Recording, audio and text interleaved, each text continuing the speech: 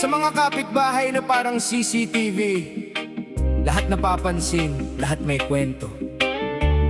Pero bago nyo bantayan ang buhay ko, tignan nyo muna ang sarili nyo.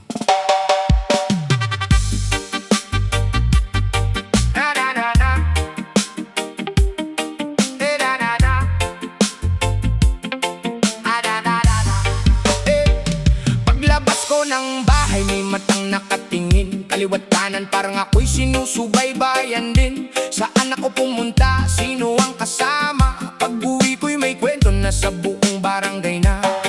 Konting galaw ko may sariling interpretasyon. Simpleng buhay ko, ginagawang sensasyon. Kung makapag-chismis, akala mo'y eksperto. Parang buong buhay ko, hawak nyo ang kwento. Hoy kapitbahay, bakit bago ganyan? Buhay ko'y buhay ko, hindi nyo pag-aarian. Kung dami ng problema ang gusto nyong bilangin, unahin nyo muna ang sariling dapat ayusin. Pakialamerang kapitbahay, tigilan mo na yan.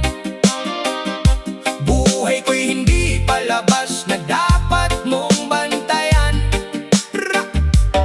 Pakialamerang kapitbahay, puro ka kasinungalingan. Sa bawat kilos ko, may bago kang kwentuhan.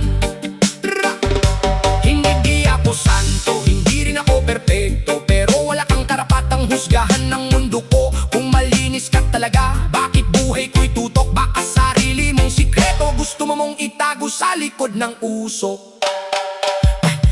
Kapag tahimik ako, may sasabihin pa rin. Kapag masaya ako, may inggit na darating. Kapag may problema, ikaw ang unang nakakaalam. Pero sariling problema mo, ayaw mong pag-usapan. Halos bawat galaw ko may report sa iba. Parang may kamera ka sa harap ng aking bintana. Hindi mo alam ang laban-laban na aking dinadala. Pero ang husga mo, parang wala nang katapusan talaga. Pakialamerang kapitbahay, tigilan mo na yan. Buhay ko'y hindi palabas na dapat mong bantayan. Pakialamerang kapitbahay, puro ka kasinungalingan. Sa bawat kilos ko, may bago kang kwentuhan. Hindi ako santo, hindi rin ako perpekto, pero wala kang karapatang husgahan ng mundo ko. Kung malinis ka talaga, bakit buhay ko'y tutok? Baka sarili mong sikreto gusto mong itago sa likod ng usok. Hindi lahat ng naririnig mo ay totoo. Hindi lahat ng kwento mo'y may ebidensya mismo. Kaya bago ka humawak ng buhay ng iba, ayusin mo muna ang sarili mong problema. Hayaan mo akong mabuhay sa sarili kong paraan. Hindi mo kailangang bantayan ng bawat hakbang. Kung wala kang magandang masasabi sa kapwa, mas mabuting manahimik kaysa manira. Pakialamerang kapitbahay, hanggang kailan ka ganyan?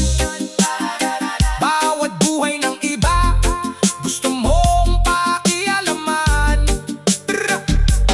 Pakialamerang kapitbahay, tandaan mong mabuti. Ang dila mong mahaba, balang araw ikaw din ang tatamaan nito.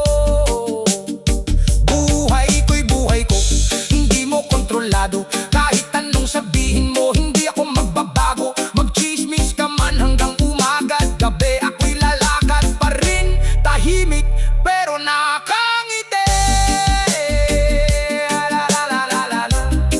Walang oras sa pakialam. May sarili akong buhay na dapat kong pagtuunan.